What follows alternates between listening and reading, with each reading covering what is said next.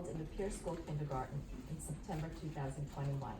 Thus, this is not only a philosophical and professional concern of mine, but a personal one as well. I am in awe of 5- and 6-year-olds and their world, and always thought I would teach kindergarten until I could no longer sit cross-legged on the floor. I loved my work, knowing also how important it was. However, 3 years ago, I made the very difficult decision to retire, and among my reasons was that I was tired of asking my 5-year-olds, some of them not that far out of their own toddlerhood, to do things that they shouldn't have been asked to do. Scripted whole group lessons and drills rather than differentiated pedagogy allowing for developmentally appropriate practices. It pains me to see the move away from play-based learning, which Brookline can excel at, as proven by our kindergarten thematic science units on water and building structures. Such purposeful play involves teacher observation and feedback, which in turn is a more authentic form of assessment. And I haven't even touched on the universal language of play and its importance in our very diverse community. Our kindergarten teachers know they need to teach academic skills, and they always have. But free exploration has been replaced with sit and focus, learn it, and maybe you will have time to play later. Many of the initiatives introduced these past few years have value, but they should be considered a tool in the toolbox to support and challenge those students where needed. Brookline made the jump to full-day kindergarten, was it 20 years ago? Well in advance of our neighbors in Newton and Needham, who I believe are making the move this coming September. Over those 20 years, we have lost sight of the important lessons that must truly be taught in kindergarten, along with content areas. Play-based and child-centered learning activities help children grow socially, emotionally, as well as academically. I think it was Bobby Fisher who said in her book, Joyful Learning, in the block area and on the playground, kindergarten teachers are teaching future lawyers to negotiate and future judges to be fair. Let's allow our kindergarten teachers the time and support to do so.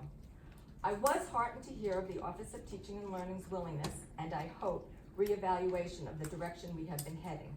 Please look to the many fine educators we have here in Brookline and include them in choices that are best for our young students, my grandson amongst them.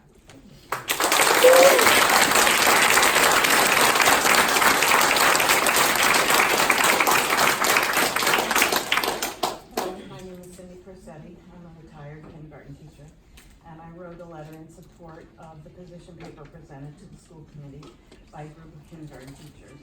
As a former kindergarten teacher of 20 years at the Baker School, I've never been more proud to be a member of this outstanding group. When I retired in 2010, part of my decision was based on an increasing concern about the direction kindergarten was taking. I could not envision my classroom consumed with structured academic blocks, a reliance on testing to dictate goals, and a lack of child-centered, individualized curriculum. Our kindergarten team at Baker provided a rigorous learning environment that allowed children to access content through thematic units with curriculum designed to address all developmental and academic needs. Our classrooms were active, play-based, happy environments. Children left kindergarten ready to take on more structured goals of first grade. They left confident, loving school and invested in learning more.